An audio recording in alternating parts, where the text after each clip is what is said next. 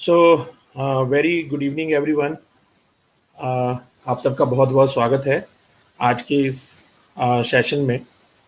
और मेरा नाम है चैतन्य और आज के इवेंट को मैं आपके साथ होस्ट करने वाला हूँ। So behalf of NJ and behalf of all our partners, आप सबका मैं बहुत बहुत स्वागत करता हूँ।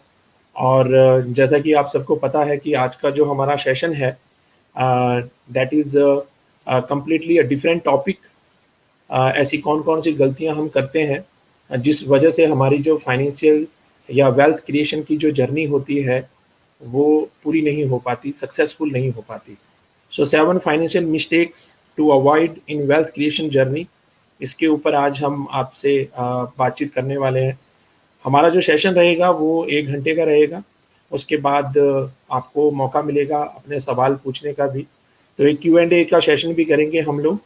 तो आपके मन में जो भी सवाल हो आप लिख सकते हैं, वहाँ पे एक ऑप्शन दी गई है आपके सामने सवाल पूछने की। सो हमारे जो आज के स्पीकर हैं mister Munish Kataria sir. So Munish Kataria sir is having experience of 18 year with industry.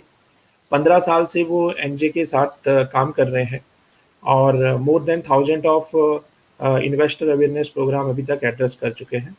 Munish sir take care of upper north region and without wasting much time, now I'll hand over to Manish sir and he will take you to the journey of this financial mistakes जहाँ पे हमारी wealth creation नहीं हो पाती, वो सब गलतियों को आज आपके सामने लेके आएंगे। So over to you sir.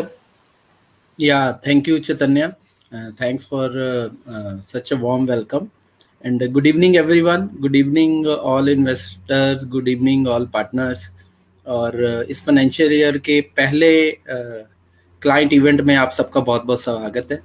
जैसा कि आप सब जानते हैं कि टॉपिक है 7 फाइनेंशियल मिस्टेक्स जो हमें अवॉइड करने चाहिए to create our wealth. Actually होता क्या है कि हम में से ज़्यादातर लोगों को ये पता ही नहीं है कि ये गलती है, इट इज़ ए मिस्टेक। अगर पता हो तो मेरा ये मानना है कि फिर तो हम वो गलती करेंगे ही नहीं। तो जाने अनजाने में हमसे हमारी वेल्थ क्रिएशन जर्नी में ये गलतियां होती हैं और उस गलतियों का परिणाम ये निकलता है कि we are coming with the undesired results. We are not getting what we want, what we are actually planning due to these mistakes. और कई बार तो इनके जो परिणाम है वो बहुत ही भयानक भी होते हैं। इतने भयानक होते हैं कि somebody can get into a debt trap. तो इन सब चीज़ों से कैसे बचे, पहले तो ये समझें कि ये 7 मिस्टेक्स हैं क्या, और I will try to give you the solution also कि इन गलतियों से हमने बचना भी किस तरह से है, ताकि हम एक्चुअली वो फाइनेंशियल गोल्स अपनी ज़रूरतों को पूरा कर पाए जिस पर्पज़ के लिए हम इन्वेस्टमेंट कर रहे हैं। So I will share my screen and after that I will continue, and I want to clarify here, it would not be a 1 hour session. I will try to wind up in a 30-35 minutes only. So जैसा कि आपकी screen पे भी अभी visible है 7 mistakes to avoid in the wealth creation journey. तो सबसे पहला जो मिस्टेक है that is investing without financial goals. होता क्या है, हमारे कई तरह के फाइनेंशियल गोल्स होते हैं। जैसे किसी को कोई एसेट जनरेट करना है, किसी को घर लेना है, somebody want to give a better education to his children, somebody want to save for his peaceful retirement or some another goal. There can be a multiple goal in our life. पर होता क्या है कि हमारी investment कैसे होती है वो इन गोल को नज़र में रखते हुए बहुत कम होती है। ज़्यादातर इन्वेस्टमेंट कैसे होता है, जैसे मान लीजिए आपके पास कहीं से कोई पैसा आया तो आप अपने जो भी डिस्ट्रीब्यूटर है आप उसको कॉल करते हो कि भाई मेरे पास ये पैसा है, मुझे इन्वेस्ट करना है, बताओ कहाँ पे लगाऊं। या कई बार क्या होता है कि जो फाइनेंशियल डिस्ट्रीब्यूटर है वो अपने पास आता है और हमें कोई ना कोई प्रोडक्ट जो है वो प्रपोज करता है और अगर हमें अच्छा लगता है तो हम इन्वेस्ट कर लेते हैं। So that is not the right way. उस तरह से इन्वेस्ट करना आप ऐसे समझ सकते हो कि it investing without defining a financial goal is as good as a travelling without a destination. आप समझिए कि आप अपनी फैमिली के साथ 10 दिन के वेकेशन पे, 1 हफ्ते के वेकेशन पे जा रहे हो, तो क्या एयरपोर्ट पे पहुंच के या रेलवे स्टेशन पे पहुंच के ये डिसाइड करेंगे कि हमें कहाँ जाना है? ऐसा तो बिल्कुल भी नहीं होता है। होता कैसे है कि आप डिसाइड करते हो मैं हमें कौन से डेस्टिनेशन पे जाना है, कितने दिन के लिए जाना है, कौन से होटल में रुकेंगे, कहाँ कहाँ घूमेंगे, कहाँ शॉपिंग करेंगे, हर चीज का बजट डिसाइड होता है ना। तो सिमिलर वे इन्वेस्टिंग भी वैसे ही है। फाइनेंशियल गोल डिफाइन करने का मतलब क्या है कि आपको पता हो कि मेरी फाइनेंशियल नीड क्या है इन टर्म्स ऑफ मनी, मुझे कितना पैसा चाहिए, उस पैसे के लिए मुझे कहाँ इन्वेस्ट करना है, कितना इन्वेस्ट करना है, कैसे कैसे इन्वेस्ट करना है। तो वो सब चीजों को प्लान करना इज कॉल्ड फाइनेंशियल प्लानिंग। सो आपको फाइनेंशियल गोल को डिफाइन करते हुए अपना इन्वेस्टमेंट करना चाहिए। जहां तक बात है mutual fund, insurance, saving plan, PPF, fix deposit या कोई और फाइनेंशियल इंस्ट्रूमेंट की, they are the just vehicles, they are not the destination. Destination है कि आपकी नीड क्या है, आपको किस पर्पस के लिए इन्वेस्ट करना है, आपका फाइनेंशियल गोल क्या है, दैट इज द डेस्टिनेशन। ये सब चीजें तो हमारे लिए व्हीकल हैं। आप ऐसा समझिए कि आपको चंडीगढ़ से दिल्ली जाना है, तो आप अपनी गाड़ी से भी जा सकते हो, आप वोल्वो बस में भी जा सकते हो, आप ट्रेन के थ्रू भी जा सकते हो, आप बाय एयर भी जा सकते हो। Now if you want to go, तो आपके डेस्टिनेशन के हिसाब से व्हीकल कई सारे हैं। If you want to go from Chandigarh to Mumbai, तो उस केस में शायद आपके पास लिमिटेड ऑप्शन रह जाएंगी, आप अपनी गाड़ी या वोल्वो पे नहीं जा पाओगे, आपको ट्रेन या एयर ट्रेवल ही करना पड़ेगा। Now you want to move from Chandigarh to let's say America, आप वहां ट्रेवल करना चाहते हो, तो शायद एयर ट्रेवल ही एक ऑप्शन बचेगा, है ना। तो ये सब व्हीकल है। आपको डेस्टिनेशन डिसाइड करना है कि मुझे जाना कहाँ पे है, फिर व्हीकल को चूज करना है। जबकि काफी बार क्या गलती हम कर बैठते हैं, हमें डेस्टिनेशन पता नहीं है और हम व्हीकल पे सवार हो रहे हैं। It is something like that investing in these instruments. So define your financial goal. So financial planning करते हैं, जब फाइनेंशियल गोल डिफाइन करते हैं, तो आपको क्या एक रोड मैप मिल जाता है कि मेरे फाइनेंशियल गोल को मैं कैसे कैसे अचीव करने वाला हूँ। तो आपको क्लैरिटी मिलती है, आपकी इन्वेस्टमेंट के अंदर एक डिसिप्लिन आ जाता है, क्योंकि उस फाइनेंशियल प्लानिंग में आपने डिसाइड किया कि मुझे कैसे कैसे कितना कितना पैसा इन्वेस्ट करना है, तो एक डिसिप्लिन भी आता है, पेशेंस भी बनती है, और सबसे इंपॉर्टेंट चीज पीसफुलनेस। आपको इस पूरी इन्वेस्टमेंट जर्नी में सॉरी पीसफुलनेस मिलता है कि आपको पीस ऑफ माइंड मिल रहा है कि okay I am going to achieve this for my family, ये मेरी फाइनेंशियल सिक्योरिटी है, this is going to happen, right. तो वो जो पीसफुलनेस है वो आपके लाइफ के बाकी एरिया में भी खुशहाली लेकर आती है। If you are avoiding this mistake that you are not investing without financial goal defining. NJ इसमें आपको थोड़ा हेल्प करता है इसको अचीव करने में। तो हमने एक फैमिली नीड यूटिलिटी करके एक आपके लिए टूल बनाया है। तो जब भी आप एनजे के एडवाइजर के थ्रू, पार्टनर के थ्रू इन्वेस्ट करते हो, तो वो आपको एक फैसिलिटी ऑफर कर देते हैं, फैमिली नीड यूटिलिटी। इसके अंदर क्या है कि आप अपना गोल डिफाइन कर सकते हो, और जो इन्वेस्टमेंट आपने किया है आप उस फाइनेंशियल गोल के साथ उसको मैप कर सकते हो, अटैच कर सकते हो। तो जब भी आप अपना पोर्टफोलियो देखने जाओगे, चाहे वो मोबाइल ऐप के थ्रू हो या डेस्कटॉप के थ्रू हो, तो आप ये देख पाओगे कि मेरे फाइनेंशियल गोल के लिए मुझे कितना पैसा चाहिए, अभी कितना अकमुलेट हो रखा है, और जो मैंने अकमुलेट किया है क्या उससे मेरा फाइनेंशियल गोल पूरा होने वाला है या नहीं। जैसे इस एग्जाम्पल को देखें कि मयूर साहब ने एक कार लेने का गोल बनाया, जो कि वो दिसंबर 2023 में 10 साल के बाद लेने वाले। तो 3 साल के बाद 10 लाख रुपए की गाड़ी लेने वाले। करंट इन्वेस्टमेंट है उनका 1 लाख रुपए का, 10% वो रिटर्न एक्सपेक्ट कर रहे हैं, और 10,000 का SIP ऑलरेडी उन्होंने इस पर्पस के लिए लगा रखा है। तो ये 1 लाख रुपए का इन्वेस्टमेंट और 10,000 रुपए का SIP तकरीबन 6,58,000 रुपया बनेगा। So there is a shortfall of 3,42,000। तो आपको यहाँ पे पता चल रहा है कि इस इन्वेस्टमेंट से मेरा ये गोल पूरा होने वाला नहीं है। तो मुझे क्या करना पड़ेगा, मुझे 6,700 रुपए का या तो SIP और लगाना पड़ेगा, या फिर मुझे 2,41,000 रुपए का लमसम इन्वेस्टमेंट और करना पड़ेगा। तो इस तरह से अगर आप इस यूटिलिटी को भी यूज करें, तो आपको अपने गोल के साथ एक तो और क्लैरिटी मिलती है, एक और अटैचमेंट मिलता है, और आपको एक क्लियर पिक्चर मिलती है कि how I am going to achieve this financial goal. right? Now let's move to the another mistake. Second mistake is not considering real return and taxation. Now what is real return? Tax तो सबको पता ही है, थोड़ा real return को समझते हैं क्या है. Real return means investment return, जो आपने जिस भी इंस्ट्रूमेंट में इन्वेस्ट किया वहां पर जो भी रिटर्न आ रहा है उसमें से आप इन्फ्लेशन को अगर माइनस कर दें, जो आपके पास बचा, that is called real return.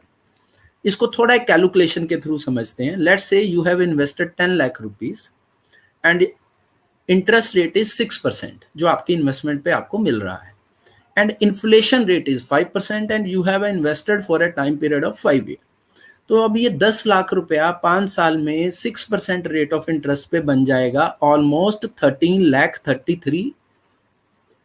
38,000. Now अब मेंटल कैलकुलेशन क्या कहता है कि भाई मैंने 10 लाख लगाया था, 13,38,000 बन गया, मेरा पैसा बढ़ गया, बहुत बढ़िया. Now look at the different prospective. This is mental calculation. Now look at the real gain आपने क्या बनाया. अब वो 10 लाख रुपया जो आपने इन्वेस्ट किया, अगर मैं उस पर इन्फ्लेशन ऐड कर दूं 5%, तो उसकी इन्फ्लेटेड कॉस्ट बन गई 12,76,000 रुपए. तो दैट मीन्स 10 लाख रुपए में हम जितनी गुड्स और सर्विसेज बाय कर सकते थे, 5 साल बाद उतनी ही गुड्स और सर्विसेज के लिए अब हमें 12,76,000 रुपए इन्वेस्ट करने पड़ रहे हैं. तो अगर मैं इस मेच्योरिटी अमाउंट में से ये इन्फ्लेशन कॉस्ट माइनस कर दूं, तो रियल फॉर्म में तो ऑलमोस्ट 62,000 का ही हमारे पैसे का वैल्यू बना. 10 लाख 13 लाख जरूर बन गया मेंटल कैलकुलेशन में, लेकिन उसकी रियल जो परचेजिंग पावर बढ़ी, that is only 62,000 rupees. So this is called real return. अब बात करते हैं हम टैक्स की. Let's say somebody is in A 10% tax bracket. अब वो 13,38,000 में उसको 10% उसकी कमाई पे टैक्स भी देना पड़ेगा. रफली ये 3,38,000 पे 33,000 उसका टैक्स बन गया. तो उसका पोस्ट टैक्स उसके हाथ में क्या बचा, 13 lakh. Now real return is only 28,000, very nominal. And if tax rate is 20%, तो रियल रिटर्न तो नेगेटिव हो गया ऑलमोस्ट 6,000 से. तो आपने पैसा बनाया नहीं, उल्टा गवाया. और अगर टैक्स रेट है 30%, तो रियल रिटर्न इज नेगेटिव 40%. तो आपको इन्वेस्टमेंट करते समय ये जरूर ध्यान रखना है कि post inflation and post taxes मेरा पैसा एक्चुअल में बढ़ रहा है या नहीं बढ़ रहा. तो अगर कोई इन्वेस्टमेंट एसेट क्लास में नहीं बढ़ रहा, तो you have to look at the substitute, कि सब्स्टिट्यूट क्या है जहां पर मैं अपने पैसे में एक्चुअल में रियल रिटर्न बना सकूं. तो थोड़ा हम देखते हैं कि सब्स्टिट्यूट क्या हो सकते हैं. तो अभी मैं आपके सामने 13 कंट्रीज का, नीचे कंट्रीज के नेम्स हैं, Belgium, Italy, Germany, Spain, France, 13 countries का उनके शेयर बाजार, इक्विटी और उनकी फिक्स डिपॉजिट, जिसको हम फाइनेंशियल लैंग्वेज में बोलते हैं बॉन्ड्स, राइट, डेट मार्केट. तो बॉन्ड्स और इक्विटी के रियल रिटर्न आपके सामने रख रहा हूं, उस कंट्री की इन्फ्लेशन को एडजस्ट करने के बाद जो रिटर्न आया. तो अगर आप यहां पर देखिए तो real return is negative in case of bonds. अगर इटली का देखें, जर्मनी का देखें, जापान का देखें, there real return is negative. तो वहां की इक्विटी ने पॉजिटिव रियल रिटर्न, रफली 3% के करीब पॉजिटिव रियल रिटर्न जनरेट किया, जहां उसकी बॉन्ड मार्केट 1-2% का नेगेटिव रियल रिटर्न बना रही है. वहीं पे अगर आप राइट साइड पे चले जाएं, here real return is positive between 1 to 2%, but now look at equity real return, that is almost 5 to 6%. तो one thing is very clear, और ये कोई 2-4-5 साल का डाटा नहीं है, it is a data of more than 100 years, right? So this is very clear कि जो इक्विटी है, वो जो डेट मार्केट है, बॉन्ड है, फिक्स्ड इनकम है, फिक्स एफडीज हैं, उनसे एक डिसेंट लेवल का रियल रिटर्न जनरेट करता है, उनसे much better real return generate करता है. Similar is the situation in India. India में भी अगर आप देखो, this is a data of almost 40 years. Inflation is 5.7%. Then ये गोल्ड, सिल्वर, बैंक डिपॉजिट, ये सबके आपके सामने रिटर्न्स हैं. ये इनके नॉमिनल रिटर्न है. और ये इन्फ्लेशन के बाद जो रिटर्न बने, ब्लू बार में आपको दिख रहे हैं, ये रियल रिटर्न्स है. So here again real return is around 2%. तो तो अगर आप इंडिया के शेयर बाजार को देखो, इक्विटी मार्केट सेंसेक्स जो कि इंडेक्स है जो रिप्रेजेंट करता है शेयर बाजार को, तो अगर आप उसका ये 40 साल का हिसाब देखो तो nominal return is 14%, but real return is decently better than the other investment, जहां पर 2-2.5% का रियल रिटर्न आ रहा है, यहाँ पर 7 से 8% का रियल रिटर्न आ रहा है। अगर आप इसको नंबर्स में देखो, अमाउंट में देखो कि किसी ने 1,000 रुपया इन्वेस्ट किया तो बाकी सब जगह में वो 1,000 की वैल्यू ऑलमोस्ट 20,000 के करीब बनी, 20 टाइम्स पैसा हो गया इस टाइम पीरियड के अंदर। लेकिन यहाँ पर वो 1 लाख का 1,68,000 हुआ, और ये कब की बात है? मार्च 2020, जब सेंसेक्स 25,000 था। आज तो 50,000 हो चुका है, तो इससे भी डबल हो गया, राइट। तो अगर आप इसमें भी देखें तो इस इक्विटी एसेट क्लास ने जो अपनी बाकी की जो एसेट क्लासेस हैं उनसे ऑलमोस्ट 8 टाइम्स, 7 to 8 टाइम का एक्स्ट्रा रिटर्न जनरेट किया। तो इंडिया में भी वही स्टोरी है जो बाकी कंट्री के अंदर है। So to generate the real return, you can look forward for a equity asset class in a longer term time period. मैं इक्विटी के बारे में कोई बहुत ज़्यादा बात यहाँ पे नहीं करने वाला हूँ। So now let's move to the third mistake. Mistake number 3 is not following the asset allocation. ये भी एक बहुत बड़ा गलती है जो जर्नली इन्वेस्टर्स जाने अनजाने में कर लेते हैं। देखिए, एसेट एलोकेशन होता क्या है? Asset allocation means investing in multiple assets. और अगर मैं फाइनेंशियल एसेट में बात करूं तो ब्रॉडरली 2 एसेट्स के अंदर हम लोग डिस्ट्रीब्यूट करते हैं। वन इज कॉल्ड इक्विटी, जहां पर हाई रिटर्न और हाई रिस्क भी है, राइट। रिटर्न तो हमने पीछे अभी देख ही लिया है कि कितना हाई है, और रिटर्न हम सबको पता है कि शेयर बाजार is a very volatile asset class. दूसरा है डेट, जिसको हम फिक्स्ड इनकम भी एक तरह से एक लेमन लैंग्वेज में कह सकते हैं। तो यहाँ पर रिटर्न भी लो है और रिस्क भी लो है। तो हमें एसेट एलोकेशन का मतलब क्या है कि मैं इक्विटी और डेट में अपने पैसे को डिस्ट्रीब्यूट करके लगाऊं, डिवर्सिफाई करूं, बांट के लगाऊं। तो अब रेशो क्या होनी चाहिए? So ratio of asset allocation depend upon your time duration. आप कितने समय के लिए इन्वेस्ट कर रहे हो? आप लंबे समय के लिए इन्वेस्ट कर रहे हो, 8, 10, 15, 20 साल के लिए कर रहे हो, तो आप इक्विटी में हायर एक्सपोजर ले सकते हो। आप कुछ महीने, कुछ साल के लिए इन्वेस्ट कर रहे हो तो आप डेट में ज़्यादा एक्सपोजर ले सकते हो। आपका रिस्क एपेटाइट क्या है, ये भी डिपेंड करता है कि आप कितनी, आपके अंदर क्षमता है अपने पोर्टफोलियो में नेगेटिव रिटर्न देखने की। तो जो जिसका रिस्क एपेटाइट ज़्यादा है वो हाई इक्विटी में जा सकता है, जिसका रिस्क एपेटाइट कम है वो कम इक्विटी में जाएगा। डेट एक्सपोजर उसको ज़्यादा लेना चाहिए। और आपका एक्सपेक्टेड रिटर्न क्या है? वेरी लो रिटर्न से आपके ऑब्जेक्टिव फुलफिल हो रहे हैं तो you can have a higher exposure in debt. आपको हाई रिटर्न्स चाहिए अपने फाइनेंशियल गोल को पूरा करने के लिए, तो you have to get a higher exposure in equity. तो आपके जो एमएफ डिस्ट्रीब्यूटर हैं, they are the best person to guide you कि आपका क्या रेशो होना चाहिए आपके डेट और इक्विटी के अंदर। बट द मोस्ट इंपॉर्टेंट चीज क्या है कि एसेट एलोकेशन जो है ना काफी लोग करते हैं, लेकिन वो उसमें एक बहुत बड़ी गलती कर लेते हैं। वो गलती क्या है? They are doing the asset allocation without rebalancing. और अगर आपने रीबैलेंसिंग नहीं किया ना तो आपका एसेट एलोकेशन यूजलेस है। Now what is rebalancing? Rebalancing मतलब क्या है कि जो आपने ओरिजिनली एसेट एलोकेशन सोचा था, आप एक फिक्स टाइम पीरियड के बाद अपनी पोर्टफोलियो को वापस उसी एसेट एलोकेशन में लेकर आओ। कैसे? थोड़ा समझते हैं। मान लीजिए आपने डिसाइड किया आप 70% इक्विटी में लगाएंगे as per your different risk analysis. आपके डिस्ट्रीब्यूटर ने गाइड किया कि आप 70 रुपये इक्विटी में लगाओ 100 रुपये में से, और 30 रुपये आप डेट में लगाओ। 70-30 का रेशो बनाया। अब मान लीजिए इक्विटी ने बहुत अच्छा परफॉर्म किया after a 1 year। Now equity contribute 90% in your portfolio which was originally 70%। तो अब वो 20% हाई वेटेज उसका हो गया। अब आपको क्या करना चाहिए? रीबैलेंसिंग मीन्स क्या है कि जो एक्स्ट्रा 20% है उसके अंदर आप उस 20% को इक्विटी में से निकालिए और डेट एसेट क्लास में डाल दीजिए। अब इसमें होगा क्या? जिस एसेट क्लास ने ओवर परफॉर्म किया, आउट परफॉर्म किया, उस एसेट क्लास में से ऑटोमेटिकली आपका प्रॉफिट बुकिंग हो जाएगा। Now look at the other scenario. हो सकता है इक्विटी अंडर परफॉर्म करे, शेयर बाजार नीचे चला जाए। हो सकता है वो 70% जो था इक्विटी अब वो वैल्यू कम हो गई, अब वो पोर्टफोलियो का 50% रह गया। अब ऐसे समय में रीबैलेंसिंग क्या करेगा? नाउ डेट इज कॉन्ट्रीब्यूटिंग 50%, वो 30% होना चाहिए, उसमें 20% एक्स्ट्रा। अब आप डेट में से 20% निकालोगे और इक्विटी में डाल दोगे। तो इक्विटी में आप कब डालोगे? जब बाजार नीचे चला गया, जब उसने अंडर परफॉर्म किया, तो you are buying at a lower valuation, lower prices. तो रीबैलेंसिंग जो है वो ऑटो प्रॉफिट बुकिंग और ऑटो वैल्यू बाइंग आपके पोर्टफोलियो में लेके आता है। तो अगर आपने रीबैलेंसिंग नहीं किया, लगा दिया 70-30 करके, लेकिन उसके बाद उसका कुछ नहीं किया, देन इसका कोई यूजफुलनेस नहीं है, क्योंकि सारी एसेट क्लास इंडिपेंडेंटली चल रही है, राइट? नाउ एसेट एलोकेशन से हमें फायदा क्या हुआ?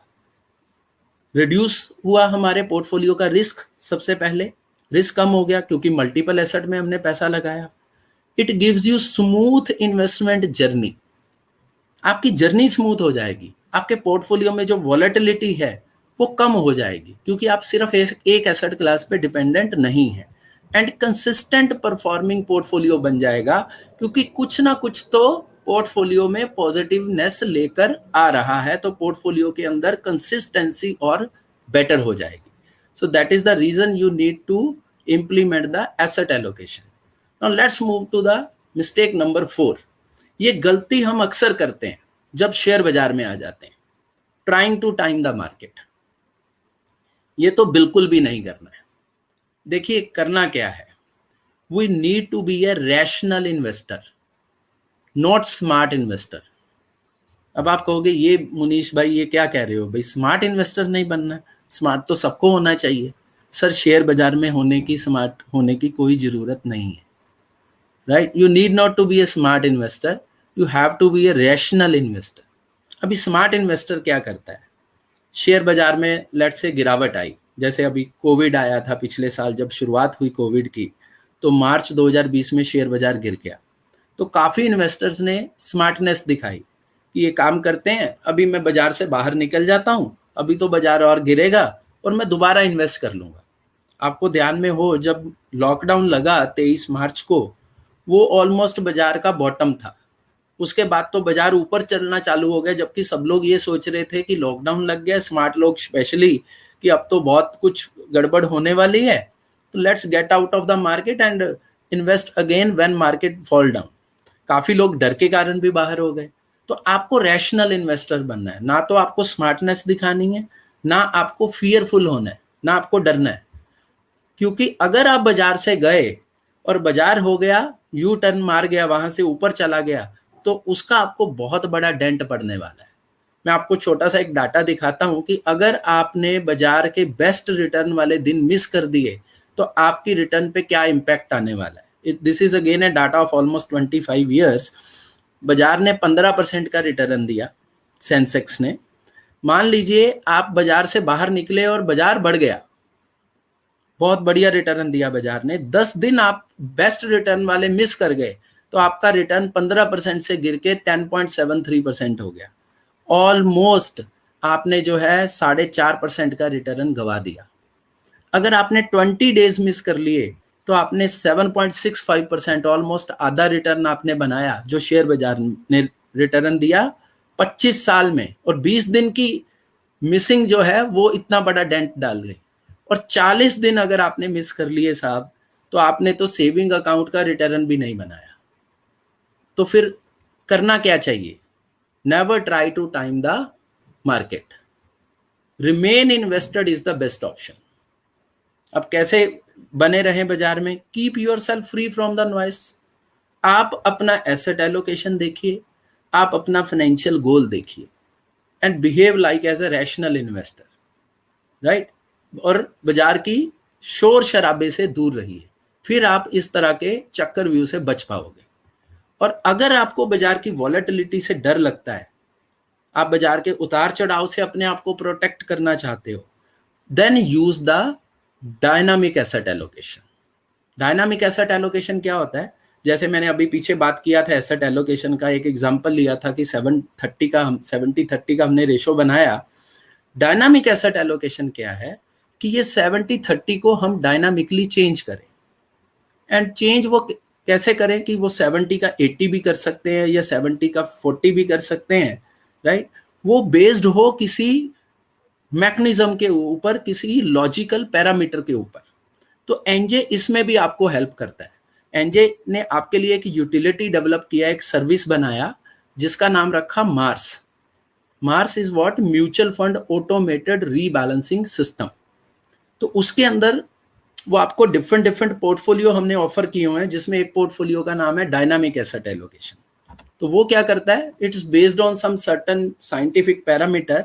वो पोर्टफोलियो अपने आप आपका डेट और इक्विटी एलोकेशन डिसाइड करता है। तो जब बाजार महंगा है, अगर एक लेमन लैंग्वेज में बात करूं, तो जब बाजार महंगा है तो वो आपका इक्विटी में एलोकेशन कम कर देता है, और जब जब बाजार सस्ता है तो वो इक्विटी में एलोकेशन बढ़ा देता है, डेट में कम कर देता है।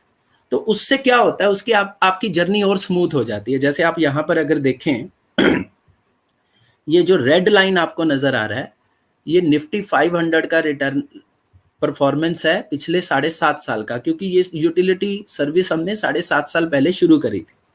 और ये जो ब्लू लाइन आपको नजर आ रहा है, ये मार्स डायनामिक एसेट एलोकेशन का एनएवी मूवमेंट है। अब ये देखिए, जहां पर गिरावट आ रही है, तो यहाँ पर ब्लू लाइन में जहां शेयर बाजार में गिरावट आया, यहाँ गिरावट बहुत नॉमिनल है। हालांकि over a period of time दोनों बराबर पहुंच जाते हैं। तो लेकिन ये जो ब्लू लाइन है, ये comparison to this red line, यहाँ पर स्मूथनेस बहुत ज्यादा है। ये जो ऊपर नीचे ये जो हिल्स बनी हुई है, ब्लू लाइन में ये हिल्स बहुत कम है एज कंपेयर टू निफ्टी 500। तो जो गिरावट है वो इसमें कम है। हालांकि दोनों रिटर्न आपको उतना ही मिलेगा। पिछले 7.5 साल में निफ्टी 500 ने भी 250% का रिटर्न दिया, मतलब 1 लाख रुपए का 2,78,000 रुपया हुआ। इसमें भी डायनामिक एसेट एलोकेशन में भी सेम ही रिटर्न आया, लेकिन इसमें जो रिटर्न की जर्नी थी वो कंपैरेटिवली 100% इक्विटी के मुकाबले बहुत ही स्मूथ थी। अगर मैं ये ड्यूरेशन की, मैं 7.5 साल की एलोकेशन की बात करूं, तो एक समय ऐसा भी आया कि 25% एलोकेशन भी किया इस मॉडल ने, और एक समय ऐसा भी आया कि 85% एलोकेशन भी किया, और एवरेज एलोकेशन रहा 47%। तो आपने 50% रफली इक्विटी में रख के आपने 100% इक्विटी जितना रिटर्न बनाया, लेकिन रिस्क आपने आधा लिया। तो इस तरह के जो साइंटिफिक मॉडल्स हैं वो आपकी जर्नी को और स्मूथ कर सकते हैं। Those can help you to reduce the asset allocation. Now let's move to the mistake number 5, missing power of compounding. आपने बहुत सारे फाइनेंशियल एडवाइजर्स या फिर स्पीकर्स को सुना होगा पावर ऑफ कंपाउंडिंग के बारे में बोलते हुए। I am talking about missing power of compounding, कि पावर ऑफ कंपाउंडिंग मिसिंग है हमारे पोर्टफोलियो में। तो कैसे है, थोड़ा हम समझते हैं। पहले तो थोड़ा पावर ऑफ कंपाउंडिंग को समझे है क्या। ये मैंने एक एग्जांपल लिया कि किसी ने 1,000 रुपया एक बार इन्वेस्ट किया, 10% उसको इंटरेस्ट मिल रहा है 20 साल के लिए। तो उसमें उसका प्रिंसिपल, उसके प्रिंसिपल का इंटरेस्ट और उसके इंटरेस्ट का इंटरेस्ट कैसे काम करता है। इंटरेस्ट का इंटरेस्ट मींस कंपाउंड इंटरेस्ट, ब्याज पे ब्याज।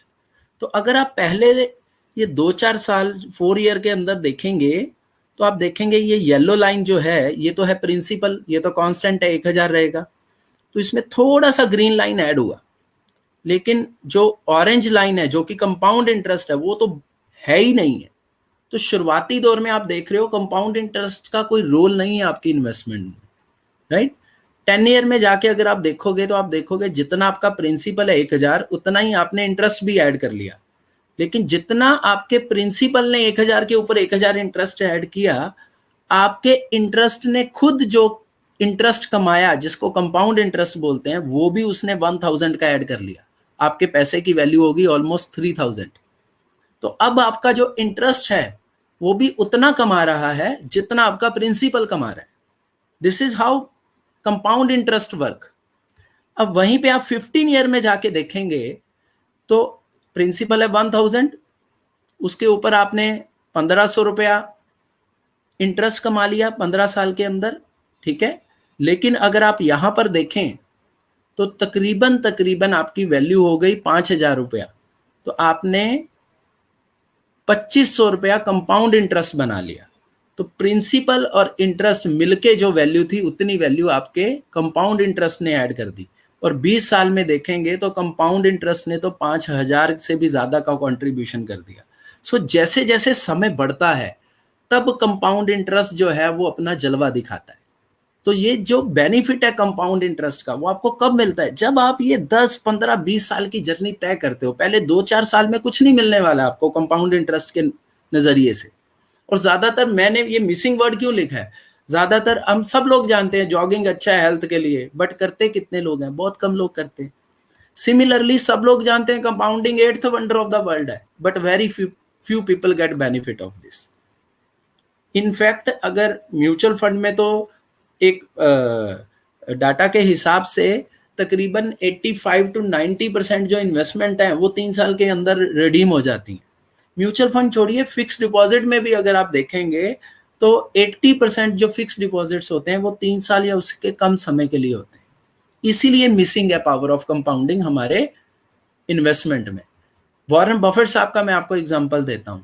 उनका मोर देन 90% ऑफ जो वेल्थ बना है वो उनकी 50 साल की उम्र के बाद बना है। 85 बिलियन का नेटवर्थ है उनका। तो देखिए, जब वो 66 साल के थे 17 बिलियन था, 72 साल के हुए वो डबल हो गया, 83 ईयर के हुए वो ऑलमोस्ट उसका भी डबल के करीब हो गया, उससे थोड़ा कम हुआ। 88 के लिए हुए वो 85 बिलियन हो गया 58 से। तो ये जो है क्या है, ये है पावर ऑफ कंपाउंडिंग जो हमारे पोर्टफोलियो में मिसिंग है। अब इसका सोल्यूशन क्या है? बहुत सिंपल सा सोल्यूशन है। अगर आपका गोल डिफाइन है, जो हमने सबसे पहले बात करी थी, और आपका एसेट एलोकेशन क्लियर है, डिफाइंड है, और आप उसको डिसिप्लिन्ड वे में फॉलो कर रहे हो, तो आपको 10, 15, 20 साल का कंपाउंडिंग का बेनिफिट लेने से कोई नहीं रोक सकता है। इसीलिए गोल डिफाइन करना बहुत जरूरी है, क्योंकि तब आप क्लियर हो कि मैं 10 साल, 15 साल या 20 साल बाद मेरा रिटायरमेंट है, मुझे ये मिलने वाला है, तब आपको कंपाउंडिंग मिलेगा। 2-3 साल की इन्वेस्टमेंट में कुछ नहीं मिलने वाला है। Now let's move to the 6th mistake, not protecting your financial plan. ये गलती के बारे में ज्यादातर लोगों को पता ही नहीं है, और पता है तो फिर भी हम जानबूझ के ये गलती कर रहे हैं। आपने फाइनेंशियल प्लान बना लिया, आपने उसके हिसाब से एसेट एलोकेशन अपने हिसाब से बना लिया, इन्वेस्टमेंट भी शुरू कर दिया, रियल रिटर्न भी बनाना शुरू कर दिया, सब कुछ आप बहुत बढ़िया तरीके से कर रहे हो, लेकिन लाइफ इज अनसर्टन। लाइफ के अंदर कई तरह के रिस्क हैं। डेथ का रिस्क है, डिसीज का रिस्क है, डिसेबिलिटी का रिस्क है, राइट, कोई डैमेज का रिस्क है। तो 2 रिस्क की मैं बात करता हूं यहाँ पे। सबसे पहले आप देखिए कि हमारी फैमिली जो है, मान लीजिए ये परिवार है और ये उसका मेल मेंबर है, अर्निंग मेंबर है, तो घर का ईएमआई, घर का खर्चा, बच्चों की शादी, दवा दारू, गाड़ी का ईएमआई, बच्चों का पढ़ाई, ये सब इस पे डिपेंडेंट है। भगवान ना करे अगर ये नहीं रहा तो ये फैमिली जो है ये सब चीजों का कैसे वो गुजारा करेगी, कैसे उसको प्लान करेगी? तो इसके लिए क्या होना चाहिए? इसके लिए आपके पास एक एडिक्वेट लाइफ इंश्योरेंस कवरेज होना चाहिए, जो आपकी एब्सेंस में आपके फैमिली की ये सारी जो फाइनेंशियल रिक्वायरमेंट्स हैं उनकी टेक केयर करेगा। और कितना एडिक्वेट इंश्योरेंस कितना होना चाहिए? बहुत सिंपल है, जितना आप सालाना अर्न कर रहे हो उसका 15 to 20 टाइम्स का आपका इंश्योरेंस कवरेज होना चाहिए। लेट्स से आप 10 लाख रुपए अर्न कर रहे हो, तो 15 to 20 टाइम्स मीन्स 1.5 से 2 करोड़। वाई इतना बड़ा अमाउंट क्यों चाहिए? मान लीजिए भगवान ना करे ब्रेड अर्नर को कुछ हो गया, तो परिवार को 1.5 करोड़ रुपया मिला। अब वो 1.5 करोड़ रुपए को अगर कोई एक फिक्स जगह पे भी इन्वेस्ट कर देगा तो भी उसके ब्याज से आराम से वो 10-12 लाख का एक इनकम आता रहेगा, जिससे इस परिवार के सारे खर्चे पूरे हो जाएंगे। तो इसीलिए ये 15 से 20 गुना का इंश्योरेंस कवरेज होना चाहिए। और दूसरा आपको प्रोटेक्शन कैसे करना है अनसर्टेनिटी से, वो है हेल्थ इंश्योरेंस लेके, because health insurance is equal to wealth insurance. बीमारी किस एज पे आएगी ये किसी को नहीं पता है, और ना ही किसी से पूछ के आने वाली है। लेकिन बीमारी के लिए अगर आप फाइनेंशियली प्रिपेयर नहीं हो तो वो आपका घर खाली कर सकती है। और फाइनेंशियल प्रेपरेशन कैसे होती है? By buying adequate health insurance. Health insurance में क्या होगा कि जो आपके बीमारी के ऊपर जो हॉस्पिटल का एक्सपेंस होने वाला है वो इंश्योरेंस कंपनी पे करेगी, और अब तो कैशलेस फैसिलिटी अवेलेबल है। राइट. सो हेल्थ इंश्योरेंस और term insurance which is a pure format of life insurance, ये दो होने बहुत जरूरी हैं to protect your financial plan. Otherwise ये अनसर्टेनिटी आपके पूरे फाइनेंशियल अरेंजमेंट के ऊपर एक बहुत बड़ा क्वेश्चन मार्क लगा सकती है. राइट. काफी लोग मुझसे ये पूछते हैं कि इंश्योरेंस लेना कब चाहिए. ठीक है, तो उसके लिए मैं थोड़ा सा ये एक स्लाइड आपके साथ शेयर कर रहा हूं कि जो टर्म प्लान है, मान लीजिए एक दो पर्सन है, एक है मिस्टर लेट और एक है मिस्टर अर्ली. मिस्टर अर्ली ने 30 साल की उम्र में 1 करोड़ रुपए का एक टर्म प्लान लिया. 65 साल की उम्र तक के लिए, मतलब 35 साल के लिए उन्होंने वो पॉलिसी ली. अब हर साल उनको प्रीमियम देना है रफली 17,000 rupees every year for next 35 year. अब मिस्टर लेट हैं थोड़े स्मार्ट, उन्होंने कहा अभी तो मैं बहुत यंग हूं, मेरे को कोई जरूरत नहीं है. वो जब 40 साल के हो गए तब जाके उन्होंने इंश्योरेंस कवरेज लिया. तो उन्होंने कहा भाई देखो, मैंने तो हर साल का 17,000 रुपया बचा लिया जो ये मिस्टर अर्ली ने पिछले 10 साल में दिया है. अब उन्होंने भी 65 साल की उम्र के लिए अगले 25 साल के लिए इंश्योरेंस कवरेज लिया, लेकिन उनको अब अगले 25 साल प्रीमियम देना पड़ेगा 27,000. मिस्टर अर्ली ने 30 साल की उम्र में लिया था, उनको हर साल 17,000 देना है, इनको 27,000 देना है. तो ये अगले 25 साल तक अब 10,000 ऑलमोस्ट इससे ज्यादा देंगे. तो इन्होंने 25 साल में जो प्रीमियम दिया वो मिस्टर अर्ली के 35 साल के प्रीमियम से 90,000 रुपया एक्स्ट्रा है. So get insurance early at a reasonable premium rate. तो जल्दी लेने से क्या फायदा है, एक तो आपका पैसा बच रहा है. जो कहीं पे काफी लोग सोचते हैं कि मैंने पैसा बचा लिया, मैंने इंश्योरेंस नहीं लिया, 1 साल और निकल गया. एक तो पैसा आपका बच रहा है अगर आप आज इंश्योरेंस ले रहे हो, और दूसरा क्या है, आपकी फैमिली का प्रोटेक्शन हो रहा है. वो 10 साल का रिस्क आपके परिवार ने नहीं उठाया, वो आपने रिस्क इंश्योरेंस कंपनी पे डाल दिया. इसीलिए जितना अर्ली हो सके, जितना यंग एज में हो सके, उतना जल्दी आप इंश्योरेंस लीजिए. हो सकता है एक मिडिल एज में जाके इंश्योरेंस मिले भी ना, क्योंकि कोई ना कोई मेडिकल कंडीशन ऐड हो जाती. So don't do this mistake. Take a insurance coverage at the early age. Now let's move to my last point, mistake number 7, last but not the least, mismanaged cash flow. This is something we need to learn very clearly.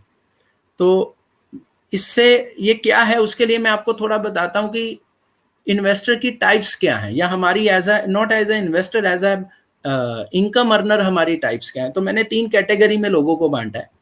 एक है income rich asset poor. अब ये वो लोग हैं जो कमाई बहुत अच्छी कर रहे हैं, लेकिन अगर देखें कि उनके पास है क्या, तो एसेट वाइज वो पुअर हैं, हाथ उनके खाली हैं. ज्यादातर इसमें यंग लोग आते हैं, तो उनके पास ना तो इमरजेंसी का कोई कुशन है कि अगले 5 महीने का भाई इमरजेंसी का आपके पास अरेंजमेंट है, फंड्स हैं, तो they are not having that. They are unprepared for the financial goals also. किसी गोल के लिए कोई भी एसेट उन्होंने अभी बनाया नहीं है. राइट. तो ये कैसे होता है, ये तब होता है जब आप अर्निंग अच्छा कर रहे हो, लेकिन आप अपनी इन्वेस्टमेंट को प्लान नहीं कर रहे हो, और जो कमा रहे हो आप उसको जो है यूज कर रहे हो, उसको स्पेंड कर रहे हो.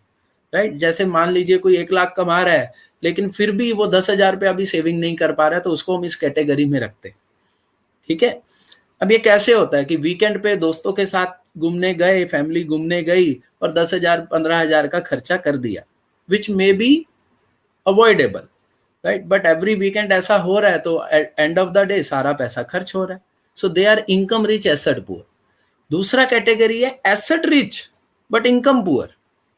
इसमें यंग लोग भी आ सकते हैं और इसमें ओल्ड एज लोग भी आते हैं, कि एसेट तो है लेकिन इनकम इतना नहीं है, पैसा इतना नहीं है कि अपना सर्वाइवल बढ़िया से हो सके. तो मान लीजिए कोई ओल्ड एज है, उसके पास घर तो 2 करोड़ रुपए का है, लेकिन उसके पास इनकम नहीं है कि वो एक बढ़िया सी अपनी जो हाउस होल्ड है, खर्चे हैं, उनको बहुत अच्छे से, अपने मेडिकल एक्सपेंसेस को अच्छे से कर पाए और एक पीसफुल रिटायरमेंट लाइफ जी सके.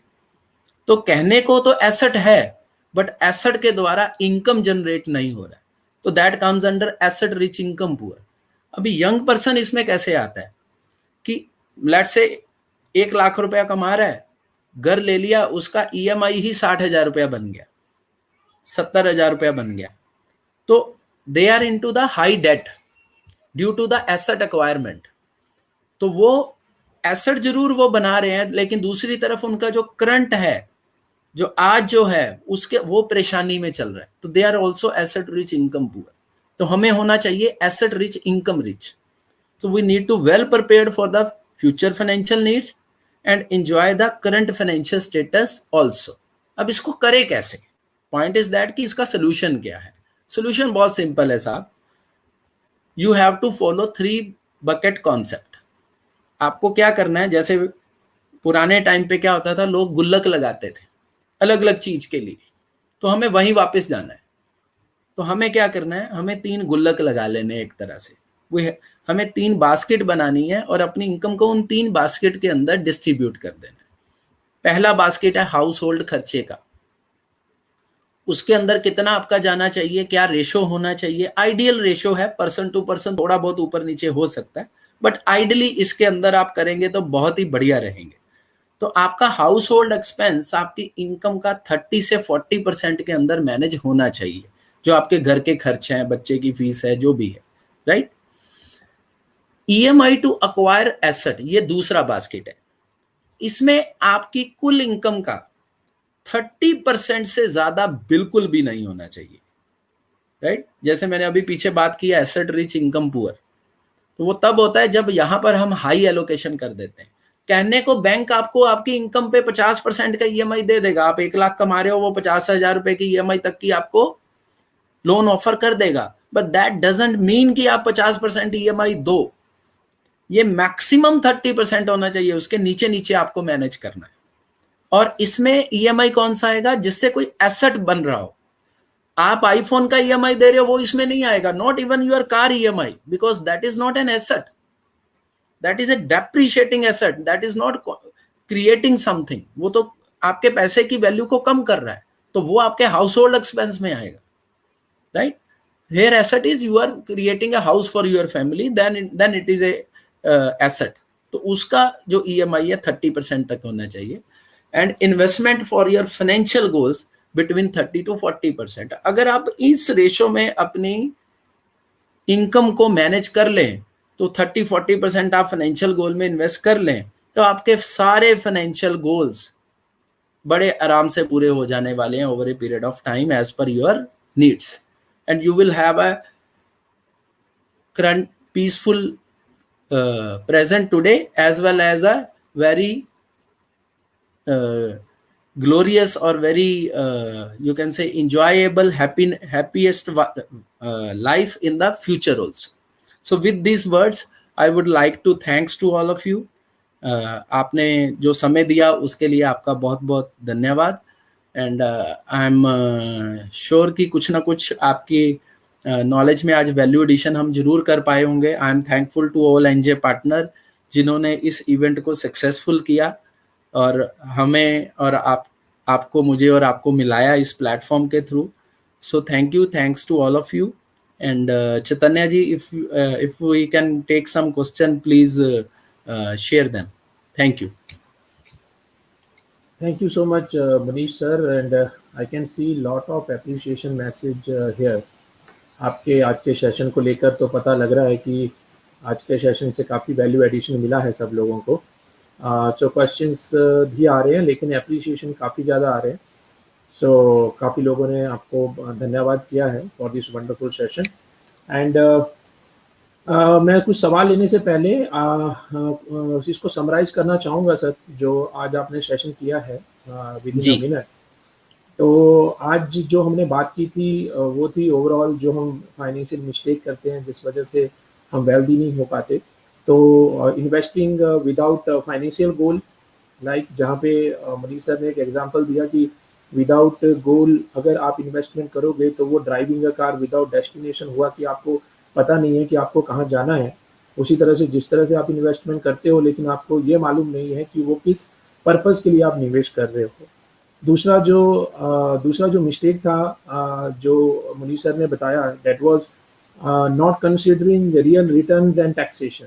एंड रियल रिटर्न बहुत सारे लोगों को नहीं पता होता है।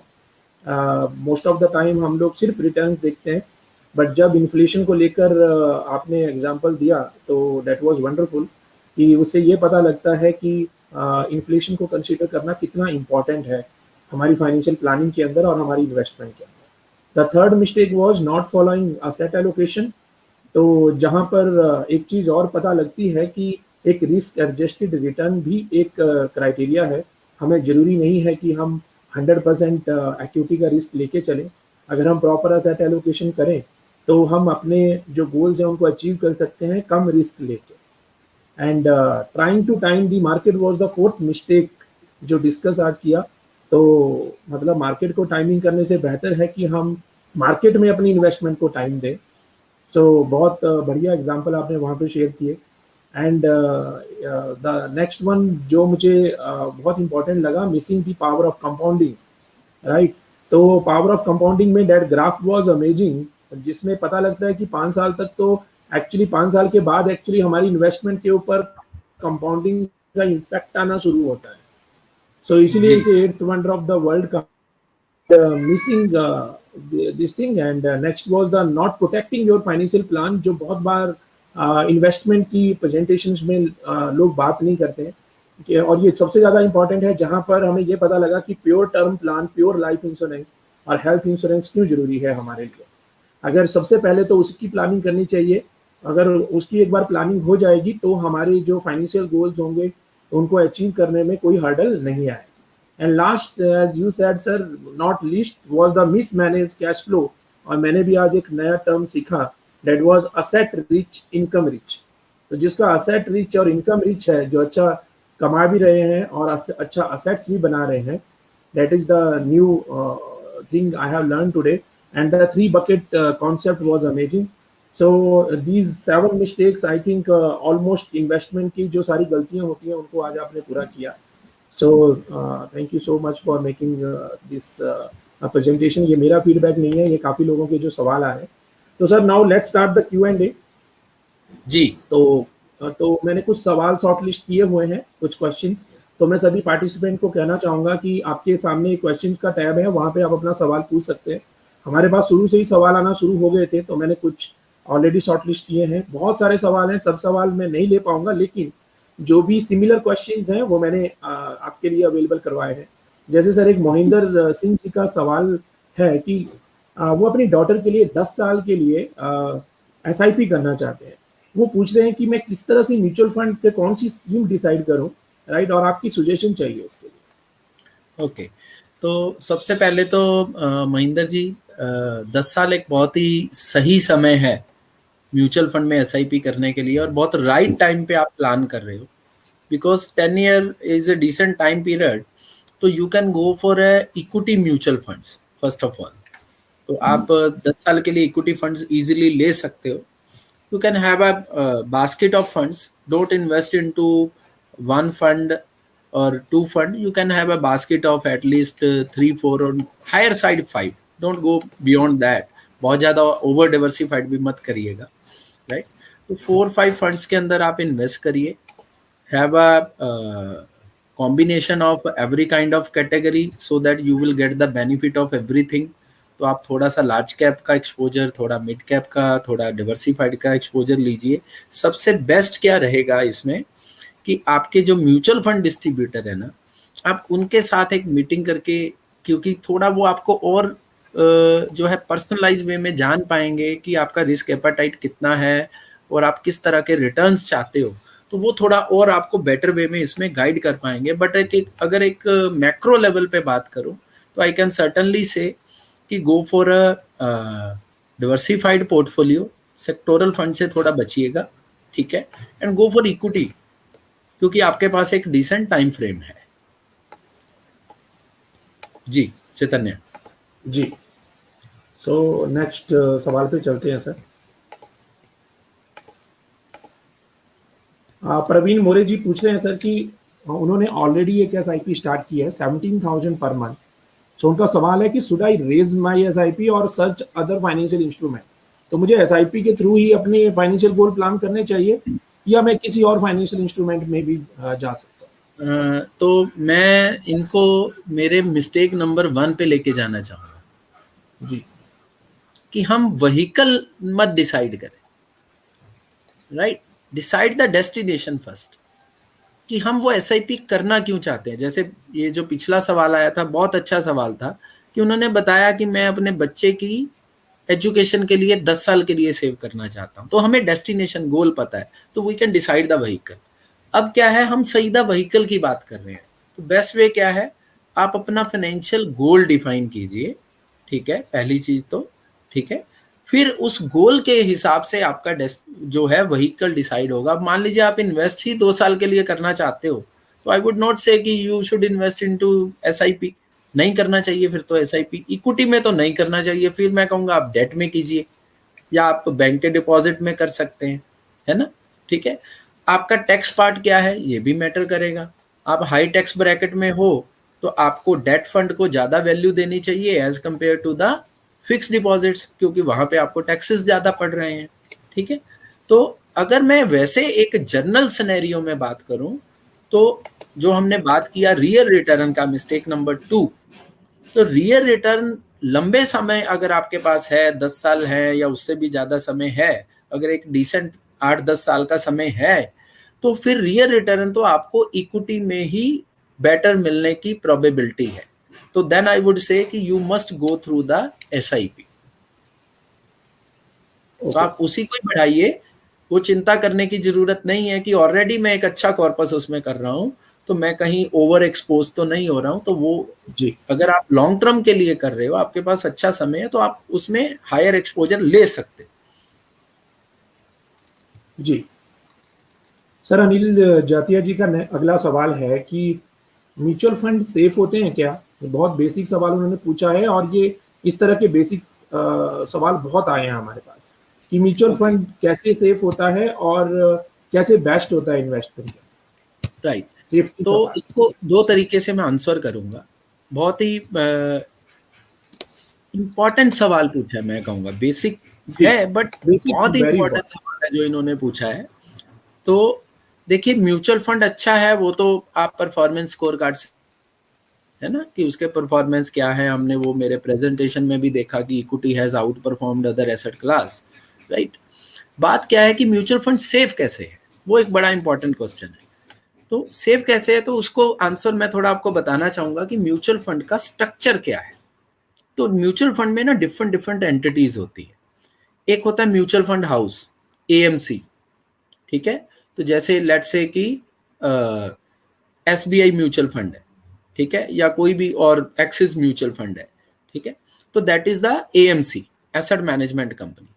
जब यहाँ पर क्या डिफरेंट डिफरेंट एंटिटीज होती हैं, एक एएमसी है जो आपके पैसे को मैनेज करती है, एक एंटिटी है यहाँ पर RTA, registration and transfer agent.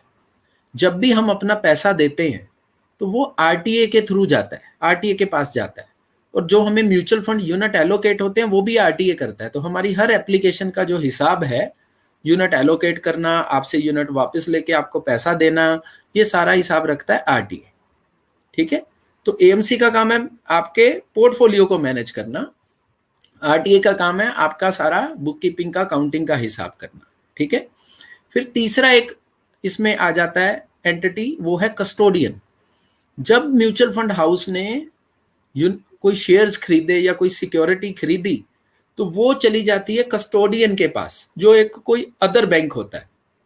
तो एक्सिस म्यूचुअल फंड के केस में एक्सिस बैंक कस्टोडियन नहीं हो सकता, एसबीआई म्यूचुअल फंड के केस में एसबीआई बैंक कस्टोडियन नहीं हो सकता है, राइट। तो लेट्स से अब किसी एक स्टेज पे जाके एक्सिस म्यूचुअल फंड कहता है मुझे ये बिजनेस नहीं करना है, they want to get out of this business, ठीक है। अब वो है एएमसी, एसेट मैनेजमेंट कंपनी, और mutual fund itself is a trust, जिसके 2/3 जो ट्रस्टीज हैं वो इंडिपेंडेंट होते हैं, उसका एक्सिस म्यूचुअल फंड से कोई लेना देना नहीं है। तो एएमसी बोल रही है मुझे ये बिजनेस छोड़ना है, it is not a my cup of T, मान लीजिए एग्जाम्पल के तौर पे बात कर रहे हैं, ठीक है। तो क्या होगा, जो ट्रस्ट होगा वो किसी और एएमसी को इनवाइट करेगा कि आप इस पैसे को मैनेज करो। तो अगर किसी स्टेज पे एएमसी छोड़ भी जाती है या बिजनेस नहीं कर पाती है, तो आपका पैसा नहीं डूबेगा, क्योंकि हिसाब किताब आरटीए रख रहा है, एएमसी के पास पैसा है नहीं, वो किसी और की कस्टोडियन की कस्टडी में पड़ा है, और पूरा होली सोली जो इंचार्ज है वो ट्रस्ट है, right? So this is the safest, most safest mechanism in the entire financial market, I can say कि स्ट्रक्चर वाइज म्यूचुअल फंड सबसे ज्यादा सेफ। परफॉर्मेंस डिपेंड करता है, fund manager to fund manager, scheme to scheme vary कर सकता है, but as a structure mutual fund is the safest asset class और safest investment instrument. जी सर, प्राग जी का अगला सवाल है कि is time for investment goal important for selecting asset allocation और रिस्क प्रोफाइल? मतलब गोल के लिए गोल को अचीव करने का जो समय है, क्या वो भी इम्पोर्टेंट है एक राइट असेट एलोकेशन और रिस्क प्रोफाइल को देखने के लिए? बिल्कुल जी, बिल्कुल, बहुत इंपॉर्टेंट है। इनफैक्ट इसका वेटेज काफी हाई है, क्योंकि आपके पास कितना समय है उससे आपकी एसेट एलोकेशन जो है वो डिसाइड होती है। बिकॉज जो प्रोबेबिलिटी ऑफ लॉस है, पर्टिकुलरली अगर मैं इक्विटी में बात करूं, तो जैसे जैसे आपका इन्वेस्टमेंट का टाइम पीरियड बढ़ता जाता है, आपका प्रोबेबिलिटी ऑफ लॉस जो है वो कम होता जाता है और प्रॉफिट कमाने की प्रोबेबिलिटी हाई होती जाती है। तो अब अगर आप लंबे समय के लिए आपके पास टाइम ड्यूरेशन हाई है, तो आपको एक तो रिस्क कम रहेगा इक्विटी एसेट क्लास में, और दूसरा आपको रिटर्न भी ज्यादा मिलेगा। वहीं पे अगर आपका टाइम है मान लीजिए कुछ महीने का या वेरी 1 or 2 years, तो 1 or 2 year में तो हो सकता है बाजार 50% भी गिर जाए, राइट? तो उस अगर आपका रिस्क एपेटाइट वो वॉलेटिलिटी देखने का नहीं है, आप उतना रिस्क नहीं ले सकते हो, राइट? ड्यूरेशन भी आपका कम है, रिस्क प्रोफाइल भी आपका लोअर है, लो रिस्क है, तो आप फिर इक्विटी में तो नहीं जाओगे, आपको डेट में ही एसेट क्लास में जाना पड़ेगा। तो टाइम ड्यूरेशन बहुत ज्यादा इंपॉर्टेंट है at the time of deciding your asset allocation. जी सर, मार्स को लेकर बहुत मिले जुले सवाल आ रहे हैं। काफी इन्वेस्टर बोल रहे हैं कि मार्स के बारे में जो आपने बताया वो काफी अच्छा लग रहा है इन्वेस्टमेंट के लिए, लेकिन उसमें टैक्स लायबिलिटी क्या रहेगी? जैसे हम 6 महीने के बाद उसको स्विच कर देते हैं, रीबैलेंसिंग कर देते हैं, उसमें कैपिटल गेन क्या रहेगा? क्या एग्जिट लोड तो नहीं पड़ेगा? इन चीजों पे आप थोड़ा ब्रीफ कीजिए सर। जी, तो देखिए इन चीज़ों पे हालांकि एक बहुत बड़ा टॉपिक है ये, बट एक मैक्रो व्यू देने के लिए, इंफॉर्मेशन शेयर करने के लिए आई कैन शेयर कि हमने वहाँ पर टैक्सेशन को बहुत ही नॉमिनल रखने की कोशिश करी है। क्योंकि अगर आप उसमें डेट पोर्शन भी देखें, जैसे आज मार्स डायनामिक जो पोर्टफोलियो है 25% इक्विटी है, 75% डेट है। तो 75% जो डेट है वो आर्बिट्राज फंड्स के थ्रू हम रख रहे हैं। तो आर्बिट्राज फंड का जो टैक्सेशन होता है वो इक्विटी फंड वाला होता है, पहली चीज, ठीक है? तो इक्विटी फंड का टैक्सेशन क्या होता है? शॉर्ट टर्म कैपिटल गेन 15%, अगर विद इन 1 year विड्रॉ कर रहे हो तो that is called short term capital gain, and long term capital gain is 10%। उसमें 1 लाख रुपए तक की गेन जो है वो आपकी एग्जम्प्टेड है टैक्स से, उसके ऊपर की जो गेन है उस पर 10% आपको टैक्स देना है। तो हमने इक्विटी आर्बिट्राज के थ्रू डेट को भी मैनेज किया है, क्योंकि अगर हम प्योर डेट फंड लेते हैं तो वहां पर short term capital gain as per tax slab है। तो अगर कोई हाई इनकम वाला है 30% टैक्स स्लैब में, तो उसको तो 30% पड़ गया। तो here we have developed model according looking at the taxation as a one of the big component, तो उसको रिड्यूस्ड रखा गया। जहां तक बात है रीबैलेंसिंग की, तो पहले 1 साल में जो आपकी रीबैलेंसिंग हो रही है वहां पर आपको शॉर्ट टर्म कैपिटल गेन, या फिर अगर आप इक्विटी टू डेट जा रहे हो तो आपको जो है एग्जिट लोड भी पड़ सकता है। लेकिन उसमें भी हमने 5 इक्विटी फंड लिए हैं, उसमें कुछ फंड ऐसे हैं जहां पर 1 साल के 2 फंड ऐसे हैं जहां पर 1 साल के अंदर एग्जिट लोड भी नहीं है, तो वो भी हमने थोड़ा वहां पर भी एग्जिट लोड को कम रखने की कोशिश करी है। तो सिर्फ पहले 1 साल के अंदर ही आपको मे बी प्रोबेबिलिटी है, अगर आप इक्विटी टू डेट मूव कर रहे हो तो एग्जिट लोड लगने की, लेकिन वो मेरे हिसाब से वो आपको रीबैलेंसिंग जरूर करना चाहिए। अगर एग्जिट लोड लग भी रहा हो तब भी करना चाहिए, क्योंकि वो जो आपकी कमाई की जो प्रोटेक्शन कर रहा है इक्विटी को कम करके, राइट, वो उस 1% से कहीं ज्यादा इंपॉर्टेंट है। तो वो जी रीबैलेंसिंग का जो बेनिफिट है वो 1% का अगर एग्जिट लोड कुछ स्कीम्स के अंदर या आपके कुछ पार्शली यूनिट्स के अंदर लग भी रहा है, तो वो जो आपको बेनिफिट मिल रहा है रीबैलेंसिंग से, जो प्रोटेक्शन हो रही है आपकी, उसका इंपॉर्टेंस उस 1% से कहीं, रीबैलेंसिंग जरूर करना चाहिए। जी। आगे चलते हैं sir. Next question is from Tejas ji. Tejas ji ने लाइफ इंश्योरेंस और टर्म को लेकर एक सवाल पूछा है कि जी is it necessary to take separate insurance than their company cover if the cover is adequate. मतलब हम्म ऑर्गेनाइजेशन ने जो हेल्थ और लाइफ का कवर उनको दिया है वो भी एडिक्वेट है, फिर भी क्या हम्म। उनको लेना चाहिए सेपरेट? जी बिल्कुल लेना चाहिए। उसका कारण है, जी उसका बड़ा सिंपल सा कारण ये है कि एक तो क्या है कि ज्यादातर प्राइवेट ऑर्गेनाइजेशन इंश्योरेंस कवर देती हैं, गवर्नमेंट ऑर्गेनाइजेशन तो बहुत मुझे नहीं लगता कोई देती होंगी, शायद कोई रेयरेस्ट हो कोई देती, राइट। अब क्या है कि आप लाइफ टाइम ही उस ऑर्गेनाइजेशन में रहने वाले हो, ये काफी अनसर्टन है। ऑर्गेनाइजेशन प्रोस्पेक्टिव से भी और एम्प्लॉय के प्रोस्पेक्टिव से, दोनों तरफ से, राइट। तो अगर आपने किसी स्टेज पे उस ऑर्गेनाइजेशन को छोड़ा तो आपको जो वो प्रोटेक्शन मिला हुआ है वो खत्म हो जाएगा, राइट। और मान लीजिए वो आप एक हाई एज पे जाके छोड़ते हो, यंग एज में छोड़ते हो, तो आपको किसी और कंपनी से इंश्योरेंस अब मिल भी जाएगा। लेकिन मान लीजिए आप 50 साल की एज पे जाके छोड़ते हो और उस टाइम आप कहते हो कि भाई अब वो एम्प्लॉयर वाली तो अम्ब्रेला हट गई, अब मुझे खुद की अम्ब्रेला लेनी है, खुद का टर्म प्लान लेना है। तो हो सकता है शायद उस टाइम पे बीपी, शुगर या कोई किसी तरह की छोटी मोटी डिसीज ऐड हो जाए, राइट, जिसकी चांसेस प्रोबेबिलिटी काफी हाई हो जाती है आफ्टर 40 ईयर ऑफ एज। तो उस टाइम पे क्या होगा, जब वो अम्ब्रेला हटेगी ना, तो आपको जो इंश्योरेंस कंपनी है ना वो इंश्योरेंस कवरेज नहीं देगी, और देगी तो बहुत सारी कंडीशन और बहुत हाई कॉस्ट के साथ देगी।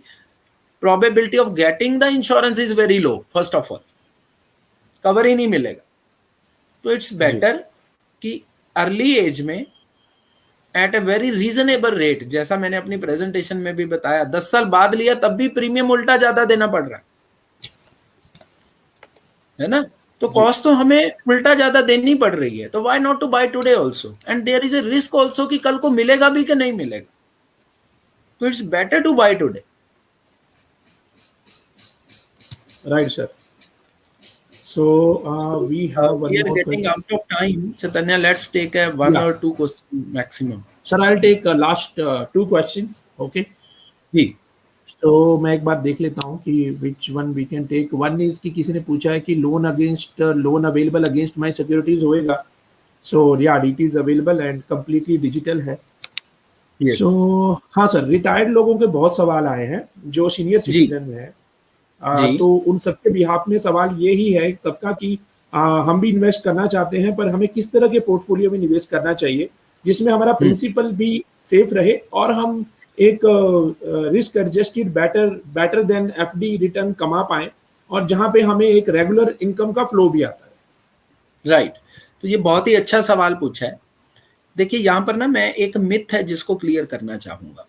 काफी लोग ऐसा सोचते हैं कि अब मैं रिटायर हो गया हूँ तो अब मेरी जो रिस्क टेकिंग कैपेसिटी है ना वो बहुत कम हो गई है, या मेरी है ही नहीं है। बहुत कम तो चलो अलग बात है, अब मैं रिस्क नहीं लेने वाला हूँ और मुझे एकदम सेफ इन्वेस्ट करना है। तो ये सोच कहीं ना कहीं सही नहीं है, पहली चीज तो, राइट। मैंने वॉरेन बफेट साहब का आपको एक स्लाइड शेयर किया। बफेट साहब का मोर देन 90% ऑफ वेल्थ उन्होंने 60 साल की उम्र के बाद क्रिएट किया है, राइट। ठीक है।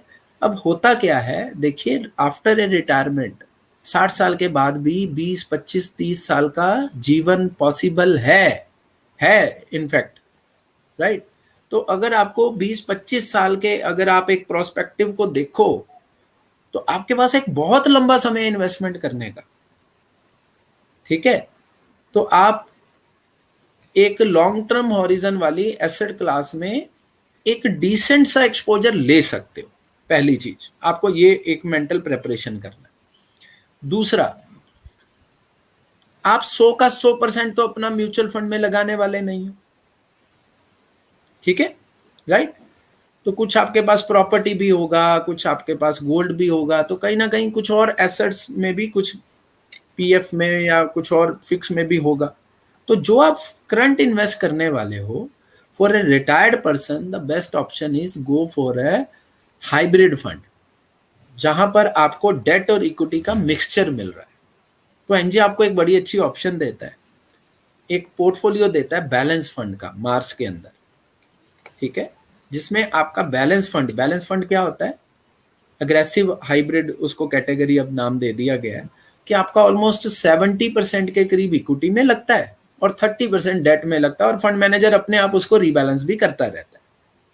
तो आपने उसके अंदर डाल दिया, तो वहां से जो है आप एक रेगुलर इनकम भी मंथली या क्वार्टरली ले सकते हो। तो वो कितना ले सकते हो, वो कस्टमाइज्ड है। आप चाहो 5% ले लो, लेकिन मैक्सिमम 7%। अगर आप 7% लोगे तो थोड़ा थोड़ा एज पर, अगर मैं पास्ट एक्सपीरियंस बात करूं तो एवरेज जो रिटर्न्स हैं वो रफली 12% के ऊपर रहते हैं बैलेंस फंड में। अगर आप 8-10 साल का टाइम पीरियड लो, तो अगर आप उसमें से 7% विड्रॉल ले रहे हो, तो 4-5% से आपका कैपिटल भी ग्रो कर रहा है। तो कहीं ना कहीं आपकी कैपिटल में भी एप्रिसिएशन हो रही है। और इन फ्यूचर अगर आप चाहो अपना विड्रॉल बढ़ाना चाहो 5 year, 7 year, 10 year down the line, क्योंकि एक टाइम के बाद तो करंट जो आपकी इनकम आ रही है वो भी छोटी पड़नी शुरू हो जाएगी, तो आप अपने विड्रॉल को भी बढ़ा सकते हो due to that capital appreciation. तो balance fund with systematic withdrawal is one of the best suitable option for the retired persons. जी, बहुत बढ़िया सर। Sir, I will take the last question of today session, और वो होगा insurance front के ऊपर, क्योंकि इसमें भी काफ़ी सवाल आए हैं। तो मैं 2 सवालों को मिला के एक सवाल आपके सामने लेके आ रहा हूँ। वो है पहला, उसी में सवाल है कि हमें हेल्थ इंश्योरेंस और लाइफ इंश्योरेंस लेते वक्त किन चीज़ों का ध्यान रखना चाहिए, कि किस तरह से हम बेस्ट प्रोडक्ट चूज कर पाएँ, एंड सेकंड वाज कि आइडियल कवरेज क्या होनी चाहिए। यस, तो देखिए, सबसे पहले तो ना मैं आपको कहूंगा, आपको जो अपना सारथी चूज करना है ना, वो सही चूज करना जरूरी है, राइट। अगर आपने अपना जो फाइनेंशियल डिस्ट्रीब्यूटर है वो आपने सही चूज कर लिया, ठीक है, तो वो आपके लिए ये सारे काम कर देगा। और एक उसको देखने का तरीका क्या है कि जो पर्सन ने आज आपको इस सेशन में इनवाइट किया है, तो वो क्लियर है कि वो आपके लिए अच्छा चाहता है। वो चाहता है कि आप एजुकेट हो, आप कहते हैं ना आत्मनिर्भर, वो बनो, ठीक है, कि आप और बेटर इन्फॉर्म्ड हो और बेटर वे में आप अपने फाइनेंशियल डिसीजन ले पाओ। तो कहने का मतलब वो सारथी तो अच्छा है। तो first thing is that you are with the right hands, है ना। तो उनके they are the best person जो आपको ये सब चीजों में हेल्प आउट करेंगे, ठीक है। कुछ चीजें एज अ प्रिकॉशनरी अगर देखनी हो तो आई कैन गाइड यू कि आप एक अच्छे इंश्योरेंस ब्रांड के साथ जाएं जो वेरी वेल एस्टेब्लिश हो, जिसका एक अच्छा ट्रैक रिकॉर्ड हो, जिसका आज की डेट में क्लेम का डाटा भी अपने पास अवेलेबल है कि किसकी क्या क्लेम पेमेंट की रेशो है, कितने परसेंटेज क्लेम कंपनीज देती हैं, ठीक है। You can ask this question to your distributor कि जो आप मुझे प्रपोज कर रहे हो ये जो इंश्योरेंस का प्लान, तो इनकी क्लेम सेटलमेंट रेशो कैसा है, right. As a precautionary these things you can ask, right. And companies disclose करती हैं ये सब चीजें। कितना होना चाहिए, मैंने मेरी प्रेजेंटेशन में भी बात किया था कि टर्म प्लान जो है वो आपके एनुअल इनकम का 15 to 20 टाइम्स होना चाहिए। तो अगर आप 10 लाख रुपए का अगर अर्निंग कर रहे हो तो 1.5 से 2 करोड़ का आपका सम इंश्योर्ड होना चाहिए, ठीक है। दूसरी तरफ बात आ गई हेल्थ इंश्योरेंस की। तो हेल्थ इंश्योरेंस के अंदर क्या है, एक तो आपको 2-3 और इसमें भी प्रिकॉशंस क्या लेने चाहिए। You should go for a comprehensive plan, ठीक है। आप ऐसा प्लान लें जो आपको लाइफ लॉन्ग रिन्यूअल ऑफर करता हो, ठीक है, कि कल को आपको कोई डिसीज हो गया तो कंपनी आपको मना नहीं कर सकती रिन्यूअल के लिए, या आपके प्रीमियम पे लोडिंग चार्ज नहीं कर सकती। तो लाइफ लॉन्ग रिन्यूअल कमिटेड हो उसकी तरफ से, ठीक है, वो आप प्लान लो। ठीक है, जिसके कैशलेस टाइप सबसे ज्यादा हो वो प्लान लो। ठीक है, जिसके अंदर जो है किसी तरह की रूम रेंट या कोई आप जो ट्रीटमेंट करवा रहे हो उसके अंदर कैपिंग ना हो कि आप सम इंश्योर्ड का इतना परसेंटेज का रूम ही ले सकते हो। जैसे होता है कि आपको 1% या 2% ऑफ सम इंश्योर्ड वाला ही रूम मिलेगा। ठीक है जी, तो वो भी आप थोड़ा इस तरह का प्लान लो जिसमें इस तरह की रिस्ट्रिक्शंस ना हो। एंड अगर हम बात करें कितना सम इंश्योर्ड हो, तो वो तो आप जितना मैक्सिमम ले सको उतना अच्छा है। आप अगर आज 25 लाख का सम इंश्योर्ड रो rather than taking a sum insured of 5 lakh, that is much better. क्योंकि 5 से 25 लाख करने में आपको 5 टाइम्स जो है वो प्रीमियम पे नहीं करना है। प्रीमियम शायद आपका 1.4 टाइम या शायद 5 टाइम ही होगा, लेकिन आपका सम इंश्योर्ड 5 टाइम हो जाएगा। और फ्यूचर में जाके जब एक्सपेंस बढ़ जाएगा, मेडिकल कॉस्ट बढ़ जाएगा ड्यू टू इन्फ्लेशन, तो तब भी वो आज बड़ा सम इंश्योर्ड लिया हुआ आपको जो हो बेनिफिशियल रहेगा at that time also. So this is how you can plan your term plan and health insurance plan.